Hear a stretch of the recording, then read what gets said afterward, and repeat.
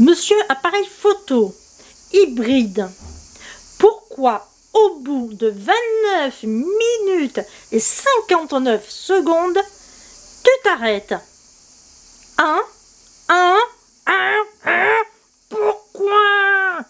Pourquoi j'étais super bien lancé? Il me restait une question. Banane. Wouh, tu m'énerves. Voilà, tu m'énerves maintenant. Oui.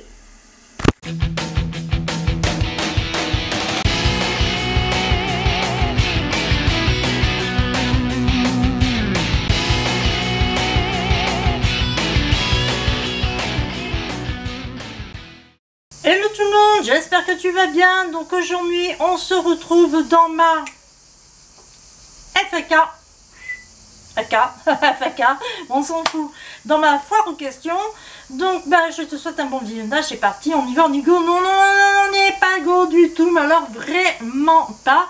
J'ai juste envie de te dire que je ne vais pas couper 36 000 fois, donc si tu me vois dérailler, faire la faux folle, rigoler comme une dingue, c'est normal, je ne vais pas couper à chaque fois. Il y a juste aussi un truc que je voudrais t'avertir, la majorité des questions, je les ai fait un copier-coller, donc je ne les connais pas, je vais les découvrir en même temps que toi. Par contre, il y en a une où j'ai préféré faire un petit texte parce que j'avais pas envie de me perdre dans des explications, voilà. Donc voilà, j'espère que ça ne durera pas trop longtemps. Et puis voilà, allez, on y go, c'est parti. Alors, je vais commencer par Lady Cosette. Donc, elle me demande ton plat préféré. Le ragoût de bœuf à la Guinness. Ensuite, elle me dit le plat que tu détestes. Alors, moi, c'est pas le plat, en fait, c'est les plats que je déteste. C'est tout ce qui est à base de calamar, à base de poulpe, à base de... comment on appelle ça là, des pieuvres. Je sais pas si on en mange des pieuvres. Bon, j'en sais rien. Donc, cornet, enfin, tu vois, je sais même qu'il y a des gens qui mélangent des méduses. Je sais pas comment ils font, mais j'ai vraiment horreur de ça. Donc, voilà, tous ces plats-là avec ce genre de bestiole, je ne peux pas. Ah, c'est... Je peux pas. Je ne peux pas. Ça y est, je commence à dérailler. Quelle langue aimes-tu à part le français? Ah, la langue que j'aurais tant aimé apprendre et que mes parents n'ont pas voulu, c'est le russe. Quel est le budget idéal pour toi pour des vacances improvisées de dernière minute? Alors, vu la crise sanitaire actuelle, je sais que les prix de location ont explosé. Si je devais déjà me diriger quelque part, ça serait sûrement pas ici dans le secteur, parce que un truc de 40 €, tu passes à 70 € d'assuré, donc c'est pas la peine. Je monterai dans les Hautes-Alpes où c'est beaucoup plus abordable. Du coup, je dirais, allez, pour entre la location, entre la nourriture et les loisirs, je dirais 350 € pour être large. Voilà, je pense que même il n'en resterait, mais pour être large, je dirais 350 €, peut-être 400, mais non, voilà. Après, ça dépend peut-être des départements où tu vas, hein. Voilà, hein, comme je te dis, à Côte d'Azur, ça a explosé, les Hautes-Alpes, non, ça va. Donc du coup, ouais, voilà, je pense que avec 350 €, tu t'en tires plutôt très bien, et même qu'il t'en restera encore un peu après. Ensuite, Isa Family Vidéo me demande, est-ce que tu peux nous parler de ton boulot plus en détail, ce que tu fais concrètement? Voilà, donc c'est là où j'ai préféré prendre des notes, faire un petit texte pour pas m'embrouiller, parce que, ouais, parce qu'il y en a un, c'est pas facile à expliquer, quoi, voilà. Alors, il faut savoir que je suis auto-entrepreneur, que j'ai 3 activités professionnelles. Je fais des conduites d'enquête, je suis blogueuse pro et je suis aussi rédactrice web. Voilà, donc dans la rédaction web, c'est un petit peu comme la rédaction journalistique, sauf que c'est pas vraiment pareil, c'est une rédaction que tu fais, mais pour le web. Tu vois, je me perds déjà dans des explications, parce que là, j'ai pas fait de texte pour celui-là, en fait. Comment t'expliquer ça? Quand tu écris pour un journal, tu vas faire de la rédaction journalistique, tu vas faire une rédaction où tu ne vas pas employer à chaque fois le même mot dans un texte. Et bien dans la rédaction web, c'est complètement différent. Voilà, la rédaction web, il faut que le mot-clé que tu veux faire ressortir, il faut qu'il soit plusieurs fois mis dans un même texte. Par exemple, si tu dois parler d'un château, bah, plus tu mettras le mot château dans l'article de ta rédaction, et mieux ça sera, parce que à chaque fois, bah, on verra château, château, château, et ça sera super bien référencé sur Google. Par contre, en rédaction journalistique, si tu mets 36 000 fois le mot château dans ton article de journal, eh bien tu te fais taper sur les doigts, tu as 0 pointé. Voilà, donc du coup, la rédaction web, c'est vraiment quelque chose de totalement différent que la rédaction journalistique. Et c'est peut-être aussi pour ça que je n'en fais que très rarement, parce que c'est pas trop mon domaine du coup. Voilà, moi j'ai pas appris à mettre 36 fois le même mot dans un article. Ah, voilà, j'ai pas cette formation là. Oui, donc l'autre, donc blogueuse pro, je vais pas trop en revenir là-dessus, parce que j'en avais déjà parlé dans la blog, dans le, comment on appelle ça, la vidéo où je parlais de la chasse au kilo. Là j'avais justement parlé de mes confidences et je parlais de mon blog, etc. Donc je t'avais plus ou moins dit ce que c'était en fait d'être blogueuse pro en fait. Donc je vais pas revenir sur les détails là maintenant. Par contre je vais expliquer les conduits d'enquête, ce que c'est, parce que je pense que c'est surtout ça que tu veux savoir. Alors, les conduites d'enquête, ça peut être des enquêtes marketing, ça peut être des tests de produits consommables ou pas, ça peut être aussi des visites mystères ou bien encore des sondages. Donc les sondages, c'est quelque chose que je fais que très rarement, parce que d'une, c'est pas très bien payé, c'est même très mal payé. Voilà, tu perds plus ton temps que tu as du coup. Voilà, puis c'est pas quelque chose qui me vient vraiment. Voilà, c'est pas trop mon truc. Moi, je suis plus enquêtrice de terrain. Donc, du coup, je vais aller sur le terrain et je vais faire pas mal d'enquêtes marketing. Alors, les enquêtes marketing, je te prends un exemple. La maison de disques Universal Music veut a demandé plutôt aux supermarchés, à tous les supermarchés de France, de mettre le dernier CD de Maître Gims, je prends n'importe quel chanteur, hein, en valeur dans les rayons. Voilà, donc ils vont mandater une plateforme marketing, n'importe laquelle.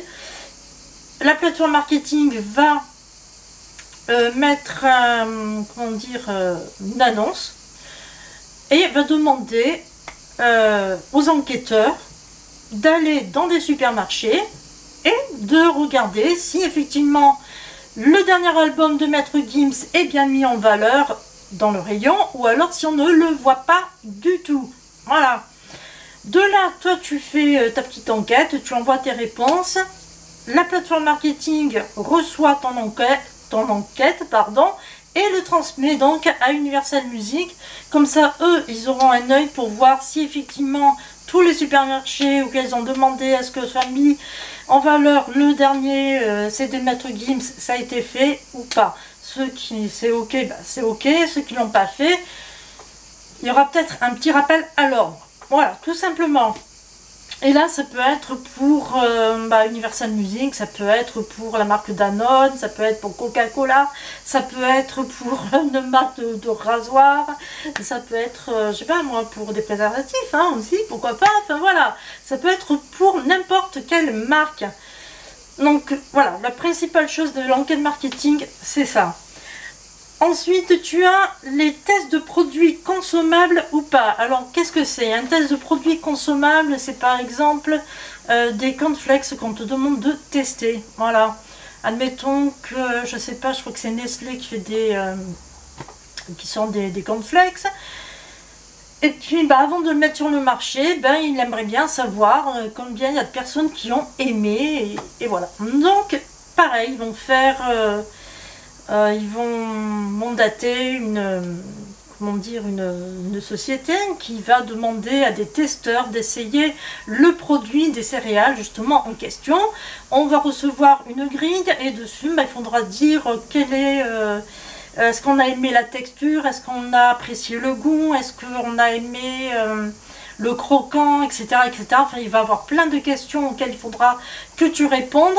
Tu envoies ensuite ton enquête, voilà, et eux ils vont le transmettre donc à Nestlé et ça va leur permettre de voir s'il y a 80% de personnes qui ont aimé et 20% de personnes qui se disent bah ok c'est bon, on peut le mettre sur le marché. Donc tu le retrouveras le produit dans ton supermarché.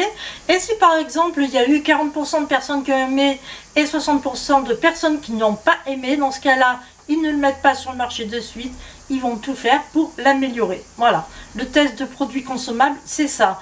Et les tests de produits non consommables, ça peut être tout simplement un jeu vidéo. Voilà, je me souviens que j'avais une copine, j'ai une copine qui était testeuse de jeux vidéo. Donc là, c'était le même principe. Il y avait, comment dire, une société qui voulait, comment dire, sortir un jeu vidéo, voilà, qui avait créé un jeu vidéo. Mais avant de le mettre sur le marché, il voulait justement qu'il y ait des testeurs qui teste et puis qui note le jeu vidéo, voilà, qui le note. Donc elle me disait, moi je me réveille le matin, je prends mon petit déjeuner, je mets mon jeu vidéo en ligne, enfin sur dans mon truc quoi, et puis de 8h du matin jusqu'au soir, elle jouait et à chaque fois elle notait ce qui allait pas, si ça c'était bien, si c'était pas bien, s'il y avait des choses à améliorer, etc., etc. Et elle était payée pour ça, pour tester des jeux vidéo, voilà. Donc ça fait partie des conduites d'enquête. Ensuite tu as la visite mystère. Donc là tu vas en tant que client mystère quelque part. Voilà, on peut t'envoyer dans un hôtel, on peut t'envoyer dans un resto, on peut t'envoyer je sais pas, dans un centre de beauté, et puis voilà, puis je crois que tu as un scénario à suivre et tu suis ton scénario et puis après tu envoies ton enquête pareil, hein, la plateforme qui eux vont le transmettre je sais pas moi, la chaîne d'hôtel, et ça va leur permettre de voir s'il y a des choses à améliorer ou pas. Voilà, c'est un peu le même principe que pour les tests de produits, hein, du coup. Et puis voilà, puis après des fois ça peut arriver quand on voit pour relever des adresses. Ça c'est vraiment le plus simple à faire, c'est peut-être pas les mieux payés, mais c'est vraiment extra simple. Et voilà, et donc du coup, c'est pas dans la vidéo de la semaine prochaine, je crois que c'est dans la vidéo qui sera en mi-juillet, un truc comme ça. Justement, je t'emmène avec moi dans mes conduites d'enquête, que tu vois un petit peu ce que je fais. Et voilà, bon, enfin, je te laisserai découvrir à ce moment-là, au moins tu verras un petit peu mieux ce qu'il en est. Voilà, donc ça, je pense que j'ai répondu à ta question. C'était pas facile, mais je pense que j'y ai répondu. Ensuite, on me demande, peux-tu nous parler de ta vie amoureuse?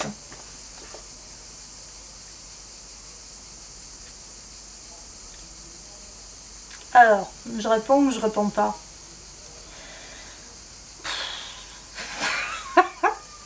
Non, là, franchement, là, Lisa, tu déconnes, hein, parce que c'est une question qui me met un peu mal à l'aise. Bon, allez, je vais quand même en parler un tout petit peu. Je vais juste dire, aujourd'hui, je fais ce qui me plaît, ta la la la la la la la la. Et aujourd'hui, je fais ce qui me plaît. Aujourd'hui, tout est permis. Voilà, j'espère que j'ai répondu à des questions. Hein, j'en dirai pas plus. Je peux pas. Enfin, c'est pas que je peux pas, mais j'y arrive pas. Voilà, j'arrive pas. Voilà, j'arrive pas. Aujourd'hui, je fais ce qui me plaît. Aujourd'hui, tout est permis. Non, en plus, je sais qu'il regarde, alors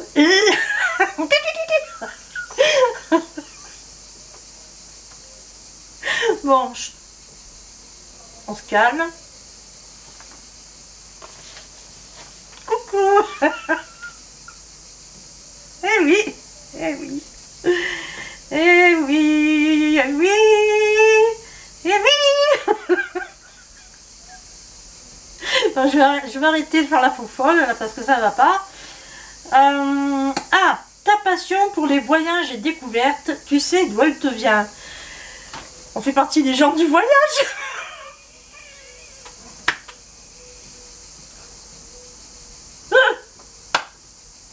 Non, non, non, sérieusement. En fait, je crois que c'est dans le sang. C'est dans les gènes.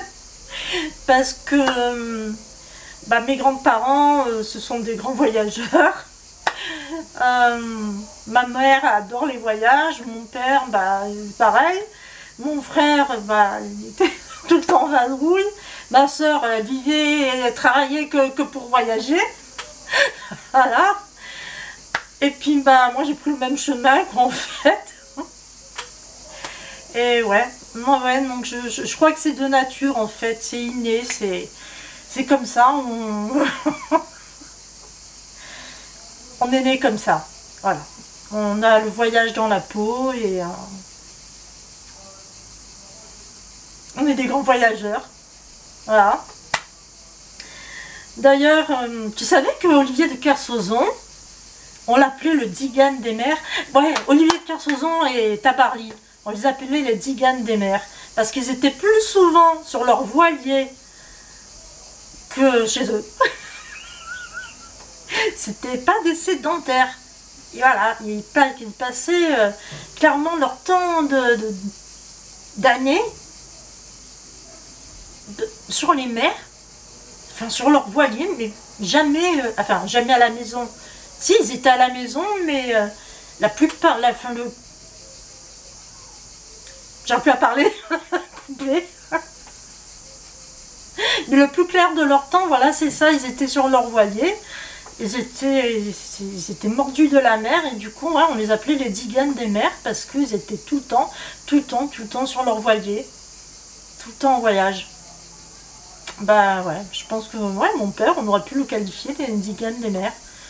Oui, parce que je t'explique pourquoi. Oui, parce que sinon tu vas pas comprendre, me dire mais pourquoi elle me dit Digan des mers, pourquoi? Parce que en fait, mes parents, quand tous les gosses ils ont été casés, tu vois, et que mon père il a été à la retraite, ils se sont dit ah ouais, maintenant c'est comme ça, on prend notre voilier, ils avaient un voilier, on va passer 6 mois en mer et 6 mois à la maison, c'est-à-dire que les 6 mois de beau temps de mai jusqu'à octobre, il est passé aller en Turquie, Tunisie, Malte, les Baléares, etc. Et non, pas tout en même temps, hein, d'accord, mais bon, voilà, par exemple, pendant toute une année, pendant 6 mois, ils sont partis en Tunisie, les 6 autres mois, ils sont partis en Grèce, etc. Et les 6 mois d'hiver, il est passé à la maison. Voilà, donc, d'où le fait qu'ils étaient des semi-sédentaires, on peut dire c'est comme ça, des semi-sédentaires. Ils n'étaient pas totalement sédentarisés. Donc ouais, c'est pour te dire que voilà, on n'est pas du tout pantouflard. Alors pour ce qui est des découvertes, par contre voilà, donc les voyages j'ai répondu. Pour ce qui est des découvertes historiques, en fait c'est surtout du côté de ma mère. Voilà. Parce que ma mère, elle adorait tout ce qui est l'histoire. Donc du coup, ouais, je pense que ça vient d'elle, ça. Ensuite, je passe à Passagère du temps qui me demande, as-tu des peurs? Oui, j'ai des peurs. La peur de tomber malade quand je voyage. Voilà. Alors ça, c'est une vidéo que tu vas voir la semaine prochaine, je crois, parce que justement... je parle de ma peur, de cette peur-là, et que j'ai mis longtemps à surmonter, et au moment où je l'ai bien surmonté, il y a le coronavirus qui apparaît. Voilà, mais j'en parle beaucoup plus en détail dans la vidéo que tu verras, je crois que c'est la semaine prochaine. Voilà, j'en parle beaucoup plus en détail. Ensuite, elle me dit rien, elle me demande le pays où tu irais vivre direct tout de suite et pourquoi. De suite direct et pourquoi l'Italie. Voilà. Donc tu vois, ça a été vraiment vif là. Alors pourquoi l'Italie? Parce que déjà je connais en long, en large et en travers. C'est un pays que je connais très bien. Et donc voilà, je me sentirai à l'aise là-bas sans problème. Et aussi, surtout parce que il y a ma famille. Ton plat favori français et ton plat favori étranger? Alors mon plat favori français, en fait je me rappelle jamais du nom. Je sais que c'est un plat typiquement camarguais avec de la viande de taureau. Alors je suis désolée hein, pour les végans qui me regardent, je suis désolée pour les végétariens qui me regardent, mais oui, j'aime manger de la viande. Et là en l'occurrence, ce plat typique camarguais avec la viande de taureau, c'est une pure merveille. Voilà, mais je ne me rappelle plus du nom, je suis désolée, et c'est un plat que je mange au restaurant, donc forcément, mais je ne me rappelle plus du nom, désolée.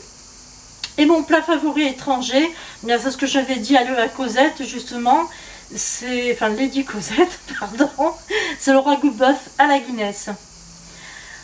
Ensuite elle me dit plus rien, voilà, c'était juste ça. La fille du Sud maintenant, elle me demande, as-tu des origines? Oui, j'ai des origines. Où es-tu née? À Toulon. As-tu toujours, pardon, habité dans le sud putain, j'arrive pas à parler. Sinon, où? Non, j'ai toujours habité dans le sud de la France. Quels sont les métiers que tu as fait plus jeune? Alors, quand j'étais plus jeune, j'ai été aide à domicile et adjoint administratif et pendant un an, employé de bureau. Voilà. C'est quand j'étais vraiment jeune. Hein. Quels sont... Ah ben non, j'allais dire la même chose. J'allais dire la même question, donc je suis cinglée moi. Ensuite, donc Sylvie, elle me demande quelles sont tes joies qui t'apportent du bien-être. Alors, ce qui me vient à l'esprit, les pépettes, pas la poupette, hein, les pépettes, les jolies petites pipettes, quand elles rentrent dans le porte-monnaie, ça fait du bien. Oh, ça fait du bien, ça fait du bien.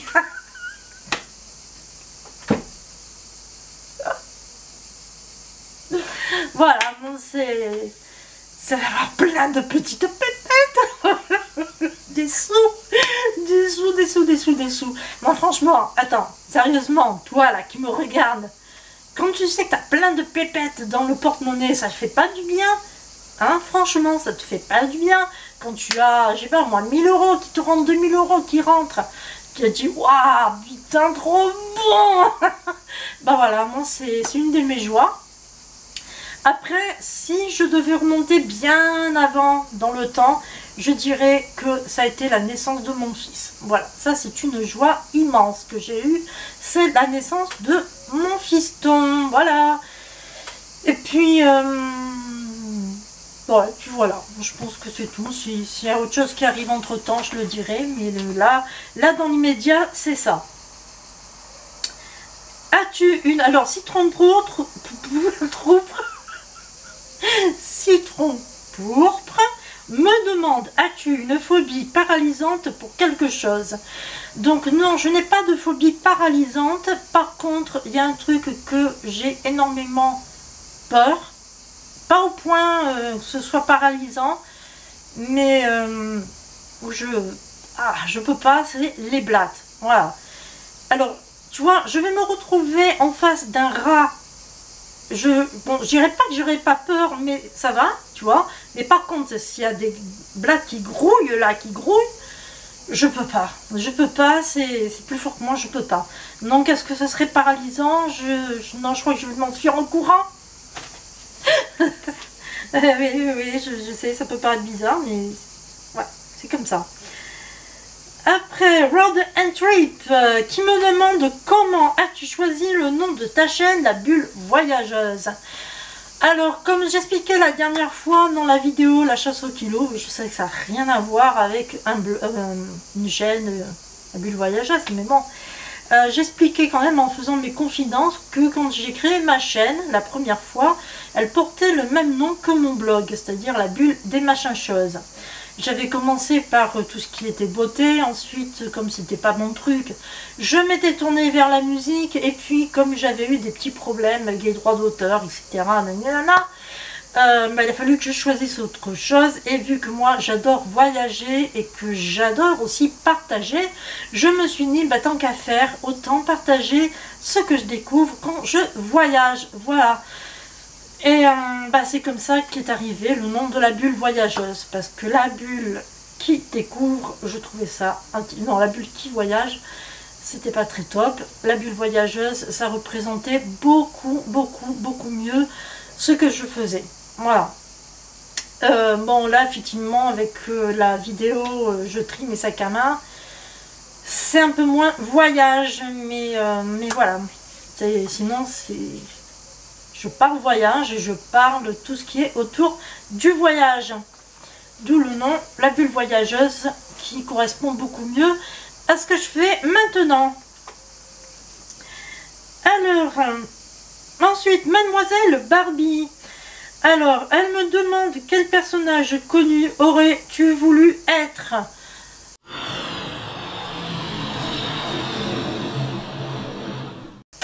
Ton actrice préférée? Isabelle Huppert. Ton meilleur souvenir? La naissance de mon fiston. Tu changerais quoi à ta vie? Ah, alors là, s'il y a quelque chose que je pouvais changer à ma vie, ce serait cette putain de maladie que je traîne depuis mon adolescence et qui m'handicape pour pas mal de choses. Voilà, ça c'est quelque chose que je changerais à ma vie, parce qu'il y a des fois où ça me gonfle, mais ça me gonfle et ça me gonfle. Voilà. Donc, ouais, si je pouvais changer quelque chose à ma vie, ce serait ça. Ensuite, on me demande quelle invention tu aurais pu inventer.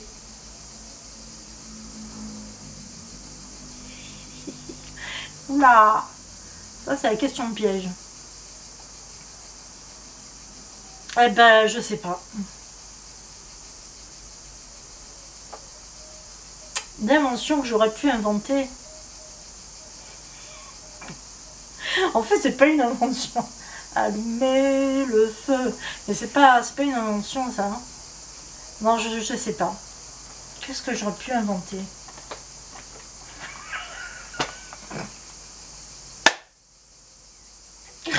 La machine à laver. Voilà. Ça, c'est quand on a la flemme de faire le ménage. Tu sais, c'était la machine à laver, l'aspirateur. Enfin, c'est ça, des conneries comme ça, quoi. Voilà, c'est ça, c'est... Ouais, ça, je crois que c'est un truc que j'aurais pu inventer. Une machine à laver. Une femme connue que tu admires. Hillary Clinton. Il y a aussi Cléopâtre. Non, mais Cléopâtre, c'est pas pareil. Donc, c'est Hillary Clinton. Ouais, on va rester on